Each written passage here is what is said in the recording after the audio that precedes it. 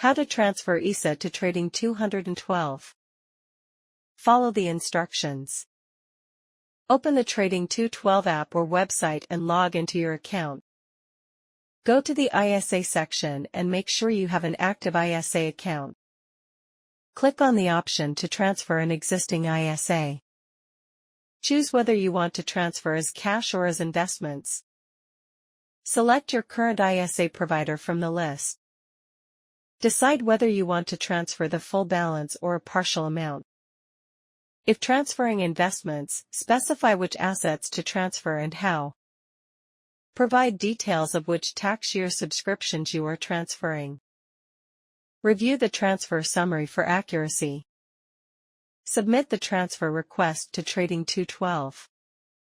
Wait for confirmation and updates from Trading 212 as they contact your provider and complete the transfer. Thank you for watching.